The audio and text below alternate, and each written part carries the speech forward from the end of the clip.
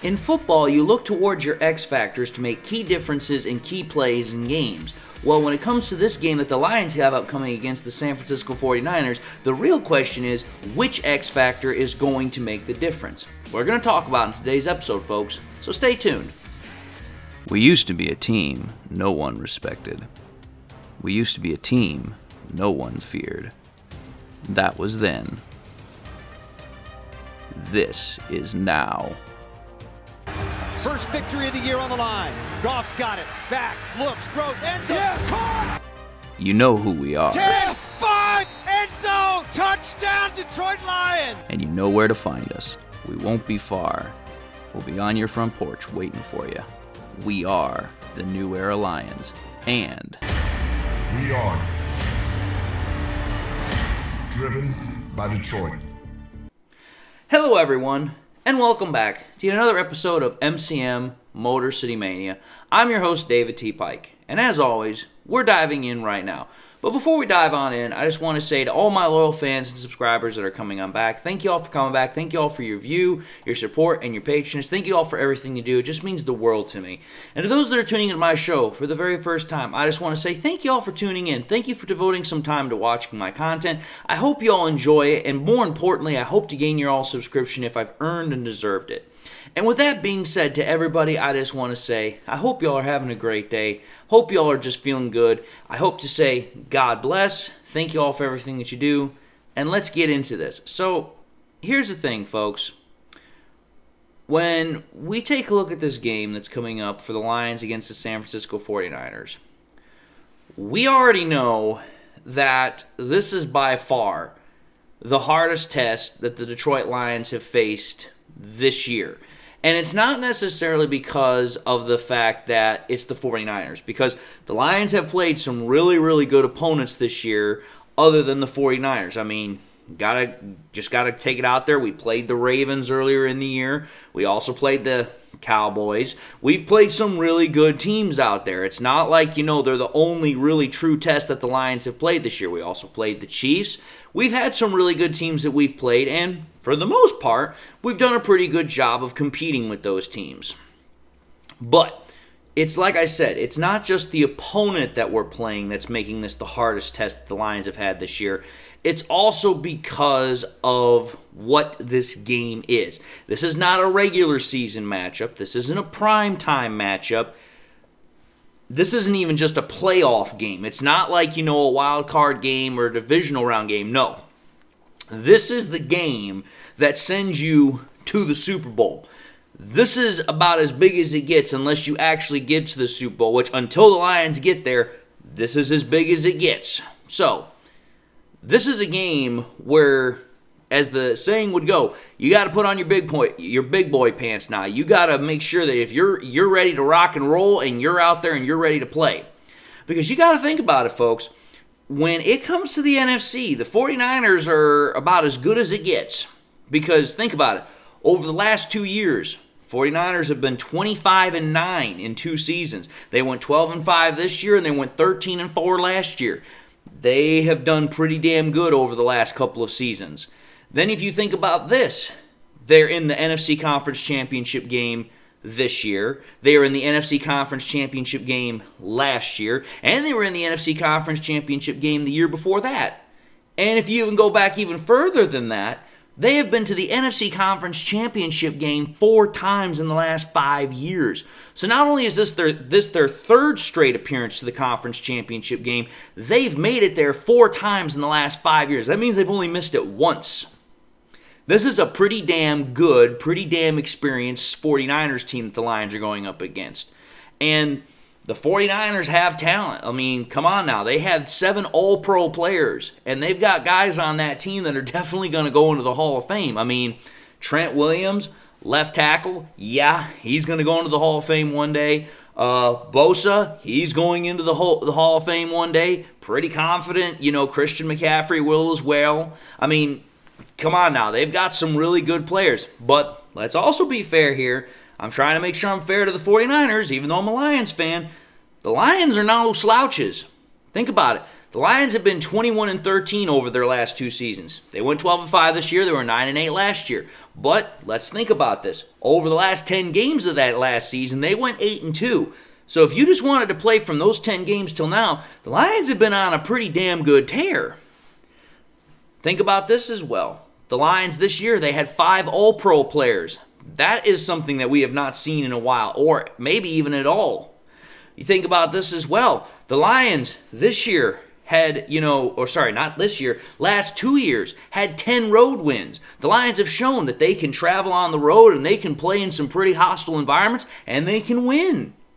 Now, to counteract that, the 49ers, they have had one of the best abilities to play and win at home. They've had 13 home wins over the last 2 years. That's tied third most. And, to go opposite of the Lions, their 10 road wins over the last 2 years is tied fifth most. So it's like, listen, when you start taking a look at that comparison, the Lions and the 49ers, they match up pretty well. These are 2 teams that have been highly successful over the last 2 years. The 49ers have had much more sustained success over the last couple of years. But it's like, listen, these are 2 teams that are very well balanced in both in their terms of talent and in their ability to win. So you really start to have to ask yourself, what are the X factors that are really going to, tip the scales, so to speak, as I have for my, thumbnail image? Because again, you have the comparable talent. You have the ability to win. All these things match up, really, in my opinion, between the 49ers and the Lions. That's why I think the Lions realistically do have a shot to win. I'm not saying that they will win. I'm saying they have a shot to win. So it's like, okay, even though Vegas is saying that we're like, 7 or 6 point underdogs, and there's a lot of people out there that are just going straight with the 49ers because, hey, they've got the home field advantage, they have all the experience in the playoffs, blah, blah, blah, blah, blah, blah, blah. There's a lot of reasons why people are going the way they're going. But let's be fair here, and let's remember something about the Detroit Lions, especially Dan Campbell's Detroit Lions. They have a well-established record of beating the spread. So how do the Lions shock not only the NFL but the world with, beating, how do they do that? How do they beat the 49ers and shock everybody? Well, they have to have certain X factors. They have to have certain players or groups really step up and make differences. But which one? Is it all 3 of them? Because I've got 3. Or is it just one of the 3? We're going to talk about it. So here's my first X factor that I think really, really, really needs to step up. X factor number 1 is the offensive line. Now, I'm going to say this right now. The offensive line of the Lions, this year at least, has been a little bit of an enigma, being kind of up and down, because there are times where the offensive line, it plays great.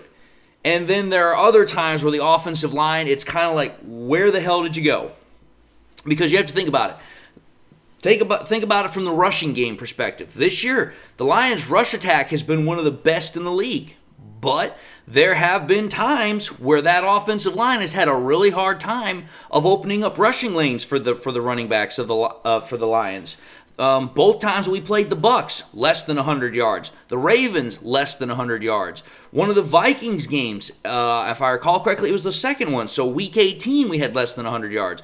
There have been games where that offensive line has just not done a very good job of opening up rushing lanes. Or there are times where that offensive line has not done a very good job of protecting Jared Goff. There have been times where Goff has been sacked at least 3 times or more, such as, again, the Ravens game. If I recall correctly, the second Bears game that we played, the first Bucs game that we played, and the Rams game that we just played in the wild card round. So again, there have been times where this offensive line has looked really good, and there have been times where this offensive line has not looked so good. But you have to think about it. Despite the times that those things have happened, the offensive line has done a decently good job over the last 2 weeks dealing with some really good offensive lines. Because you got to think defensive lines. Pardon me. Because think about it. The Bucs have a really good defensive line because think about it. They have Vita Vea on that defensive line. The Rams have Aaron Donald. Both of those guys are really damn good players. One of them's a for sure Hall of Famer. So for the most part, if the offensive line of the Lions can handle those guys, I'm not saying completely shut them out or completely control them, I'm just saying handle them, I think then that the Lions can be able to use that offensive line to try and make a difference. Because in my opinion, That's going to be one of the biggest issues that the Lions have to do, is because you got to think about it. The Lions are going to be down a starter. We already know Jonah Jackson's not going to be able to play this week because he's had surgery on his knee to fix a meniscus tear. That's usually an injury that's going to take about a week or two to fix. Okay, so you're going to be down a starter. And you're going up against a very, very, very highly talented, very highly, respected defensive line unit from the 49ers. Because think about it. The 49ers have edge rushing prowess on the outside with freaking Bosa and Young. And then on the inside, they've got pressure that they can apply from Armstead and Hargrave. So it's like, listen, you've got a lot of potential pieces moving on that defensive front for that 49ers unit. You've got to be on your P's and Q's. And when you've got a starter down, that's going to make things a little bit difficult. So it's going to greatly influence the outcome, in my opinion, about how this game goes for the Lions. It's like, listen, you've got to make sure that all 5 of those offensive linemen, particularly that backup, they're ready to rock and roll. So that's X factor number 1. X factor number 2. I'm going to keep with the offense here for a minute. But to kind of just summarize it, it's got to be Jared Goff in this wide receiver core, the wide receivers that he's got. Because I'm going to say this right now. When Jared Goff is on point, it's hard to beat us. And Jared Goff has been on point for the Lions quite a bit over the last 2 years. Hence the reason why the Lions have won a lot of games over the last 2 years. And when you think about it, over the last 2 months, Jared Goff has been on damn fire, because take a look at it. Ever since the start of December, these are what Jared Goff's stats have been. He has completed 184 completions to 270 attempts for 68 completion percentage, just a little over 2,000 yards, 15 touchdowns to 4 interceptions, so a 3-to-1 touchdown interception ratio, 103.1 passer rating, and he's gone 6-2 in that time frame. Again, I put an asterisk next to the 2 because I still think we should have beat the Cowboys, but whatever. Point of the matter is this. Over the hardest part of the schedule in December, when the competition ramps up, you're playing teams that are vying for playoffs just like you, and now that you're in the playoffs, you're playing even much more difficult, much more stiff, much more better competition. Jared Goff has amplified his game exponentially, and it has shown itself well on the field for the Lions being able to win games. And not only has Jared Goff played very well, it's also been proven the same for his wide receivers. But before we get to them, just to kind of further add to this, during that time frame that I was talking about with Jared Goff and also with these wide receivers, Jared Goff had 4 primetime games. I'm including the 2 primetime games for the playoffs and also the two that we had in the regular season, which was the Dallas game and was also the Broncos game. Goff was 3-1 in those games. Again, asterisk next to the 1 because of the Cowboys. But the point of the matter is that no matter how much pressure has been on, no matter how big the stage has been, this offense, led by Jared Goff, has risen to the occasion. And like I said, the wide receivers and the tight ends have also stepped up immensely, particularly Amon-Ra St. Brown and Sam Laporta. Again, to kind of keep the same parameters as I did with Jared Goff since the beginning of December, take a look at this. Amon-Ra St. Brown, since the beginning of December until now, 52 receptions for 709 yards, 13.6 an average a catch, 6 receiving touchdowns. That's pretty damn good. That means in 2 months he almost put up 1,000 yards and had a substantially healthy average per catch and was getting a lot of touchdowns. Very, very consistent. When you take a look at the tight end counterpart in Sam Laporta, again, another good healthy contributor for this offense. 43 receptions, 429 yards, pretty much 10 an average a catch, 6 touchdowns as well. So when you think about it, both Amon-Ra St. Brown and Sam Laporta have been the driving force weapons for that receiving core unit with Jared Goff, which has really powered the offense outside of, the running backs Jahmyr Gibbs and David Montgomery, which those guys are always on their P's and Q's except for a couple of games, and usually that's because either one or the other has been injured, or 2, as I stated with X factor number 1, the offensive line has got something going on with it. Now, I will say this. I know instantaneously some Lions fans, Goff doubters, and even 49ers fans that may or may not watch this are going to be so quick to point out the fact that, the 49ers, Over the last 8 weeks, they have been one of the best freaking, defensive secondaries. I think they're tied ninth with the least amount of passing yards that have been given up over the last 2 weeks. So just as good as Goff and these wide receivers have been, the defense of the freaking 49ers has been just as good. But despite the fact that the 49ers have got an impressive ability to stop the pass, I still think the Lions can do a fairly decent job of passing the ball against the 49ers. And here's the reason why. Number one, Jared Goff is the third highest quarterback right now in the playoffs in terms of passer rating. So again, goes back to the point I was making. Jared Goff is playing at an extremely high level right now.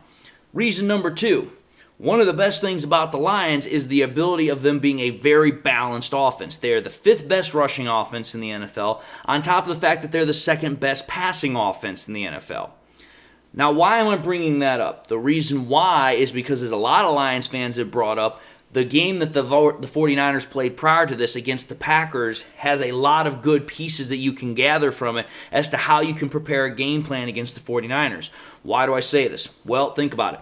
The Packers lost to the 49ers by 3 points, and up until about the fourth quarter, it looked like the Packers were going to beat the 49ers. And where are the Packers ranked in terms of statistics? The Packers are ranked 12th in passing and 15th in rushing. So the Lions' offense is substantially better than the Packers was. And think about this. I kind of went back into the regular season for the 49ers. The 49ers were 3-4 on the course of the year when opponents had rushed for over 100 yards on them. So that right there already means that if the Lions can get that offense going, especially on the ground, they've got a much better chance of winning. But that goes up even much more substantially goes up much more substantially better because the 49ers are also, to get it even better, 0-3 in games where they've given up 100 yards.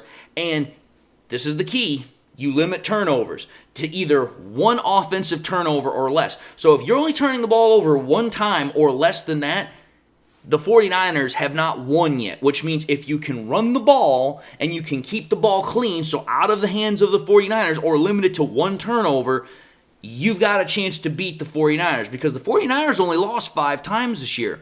But yet, they lost 3 of their 5 games under that parameter right there. So if you can keep the ball clean and you can do a good job running the ball, you've got a much better shot. Now, finally, this is the other reason why I think the Lions can also pass the ball. Because what do we know about the passing game? There's a reason why I brought up the rushing component. The run helps set up the Lions' pass. Well, here's one thing I do know. Goff is a better quarterback than Jordan Love in the game that the Packers had against the 49ers. In that game, Jordan Love's Packers put up, 111 yards on the ground. And again, Jordan Love, up until about the end of the third quarter, had not had any mistakes. So it's like, listen, we know Goff has been a better quarterback than Jordan Love, not only through the course of the year, but also in the playoffs. Jared Goff has been substantially much better in terms of making sure the ball doesn't get turned over. And like I said earlier, Green Bay's offense is substantially worse than the Lions in terms of its ability to put up stats, its ability to score points, and in terms of talent on there. So it's like, listen, if that's what the Packers offense can do, I expect that the Lions offense, so long as they keep the ball clean, so long as they play ball control, and so long as they don't make any mistakes and extend those drives, I believe that the Lions offense, led by Goff, and with this passing game, mixed with the run game, they should be able to do just fine. So that's X factor number 2. Took me a moment to explain it, but you guys understand what I'm getting at here. X factor number 3. I'm not going to sugarcoat this one, folks, but this one probably might be the big one for us. Defense, defense, defense. I'm just going to say this. I can't deny the fact that the defense has made plays over the last 2 weeks that have helped us get those playoff victories, because you got to think about it. There were times in the Rams game where that defense had to step up and it made plays, getting crucial stops on third downs, making pass breakups, tackles, whatever the case might be. The same was the case against the freaking Buccaneers where they got those 2 interceptions, made sure that they got stops there. But I'm going to say this right now. There is a reason why the 49ers offense is one of those offenses like the Lions that makes life difficult for any defense because it's that damn prolific. The 49ers offense is just like the Lions offense in how prolific and explosive and dangerous it is. Let's just put this in comparison, shall we, side by side. I decided to take a look at the statistics just in certain areas of the Lions defense versus the 49ers offense. And let me tell you something, it ain't a pretty picture. Let's just put this in perspective. The Lions' pass defense has given up 4,205 yards on the course of the regular season. I didn't decide to include the playoffs. I decided to just say, let's just take a look at what they did in the regular season. That 4,205 yards was ranked 27th. The 49ers' pass offense, on the other hand, has put up 4,384 yards. That's fourth best. So you have the 27th worst passing defense versus the fourth best passing offense. And let's keep this in perspective here. If I recall correctly, the Lions have given up the most passing yards of any team in the NFL playoffs. Not exactly a very good source of comfort right there to know. But when you flip it on the opposite end of the spectrum, Lions rush defense, only 1,509 yards given up over the course of the season. Second best rush defense in the NFL. The 49ers rush offense, however, 2,389 yards picked up. Third best rushing offense. So again, you've got strength versus strength when it comes to the Lions rush defense versus the 49ers rush offense. But it's the exact opposite when you're talking about the Lions pass defense versus the Niners offense, because the pass defense of the Lions is like a baby compared to the 49ers pass offense, which is like an adult trying to steal candy from it. It's that pitiful. Then you go to red zone, third down conversion percentage, and scoring drive percentage. Again, it's much of the same. The red zone percentage between the two, the Lions red zone D and the Niners red zone offense, it couldn't be any more prolifically separated if you tried. The Niners red zone offense is ranked number 1. The Lions red zone defense is ranked 29th. The scoring drive percentage for both teams, again, very prolifically opposite. 49ers scoring offense ranked 2nd. The Lions scoring drive percentage on D is ranked 21st. The only thing that's even comparable is the third down conversion percentage. The Lions, they're tied 10th on defense. The Niners, they're ranked 4th on offense. So again, there's some problems there. There's a huge problem when it comes to the red zone conversion percentage, and there's a much smaller but still huge problem when it comes to scoring drive percentage. So, how is the defense an X factor? Because I know some people are going to be asking me, because they'll be like, David, based upon these stats, you're making it look like the defense hasn't got a prayer. It's not that it doesn't have a prayer. It's just called they're going to have to step up and be very, very damn good in select areas. So how do the Lions defense do that against a Niners offense that's this prolific? It has to do 3 things very, very well. Number 1, it must pressure and sack freaking Brock Purdy. Because if there's one thing we noticed in that game against the Packers were very good about pressuring Brock Purdy, and when they did, they had chances to get interceptions. The problem was they didn't convert on those. They dropped those interceptions, and that might have cost them the game. Number 2, speaking of interceptions, you have to get turnovers. Doesn't matter if it's an interception, doesn't matter if it's a fumble. The defense has got to get those turnovers, which, as we saw last week against the Buccaneers, when they had those opportunities, they got them. And one of the things we saw over the last couple of weeks of the regular season, this Lions defense has become very opportunistic, so there is an opportunity there. And then finally, like I was pointing out about that third down conversion percentage, you have to win the third down battle. The Lions defense has got to hold the freaking 49ers to 3 and outs as much as possible, because what we saw in scoring drive percentage, the 49ers, they score almost 50% of the time on their drives. And when they get into the red zone, it's almost automatic for them. And our defense is almost automatic in that regard. So it's like, listen, if you can pressure and sack Brock Purdy, you can get turnovers when they present themselves, and you can keep the 49ers out of scoring position, you should have a chance to win this game, because it'll limit the 49ers' opportunities, thus putting the ball back into our offense's hand, which, as we saw, our offense is better than the Packers. We should be able to have opportunities to score. Again, this is a game where it's got to be like, listen, you can't make mistakes, you have to control the clock, and you have to take opportunities when they're presented, whether it's on offense or defense. I'm going to say this right now, this game is ultimately going to come down to who does not commit the critical turnover, who does not commit the critical mistake. And we're going to just have to see which one's better in that regard. But Won't have to wait too much longer because the game's almost here. But having said that, I'm just going to put it out there. Which X Factor do you think it is? Do you think I missed an X Factor? Do you think it's all 3 X Factors? Do you think it's just one in particular? You guys let me know. You guys always do.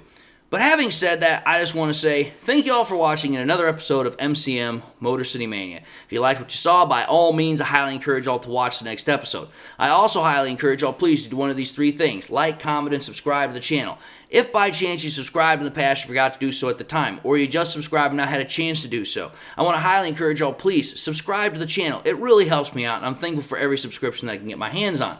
But also, I also want to encourage y'all to make sure you also turn on that bell notification icon as well, so that way you never miss any more content that I push out. Again, subscription numbers are always going up, but we want to make sure we turn on that notification icon as well, so that way you guys never miss any more content that I push out. To also help in that endeavor, I want to encourage y'all, please, please, please, to share this content with your Lions friends and family members. Share it here on YouTube, share it on Twitter, share it on Facebook, share it anywhere and everywhere you can with everybody and anybody that you can. The more we share it, the better the channel spreads, the better the channel grows. And with that being said, folks, I just want to again say thank you all for watching the content. Thank you all for devoting some time to watching it. I really do appreciate it. And if you just became a subscriber, thank you all for joining the MCM family. And if you still haven't joined, hopefully I'll gain you on the next chance that I get for you guys to come on in. But until that time, I just want to say to everybody, God bless. I hope you all enjoyed the show. And until the next time, I'll see you all in the next episode.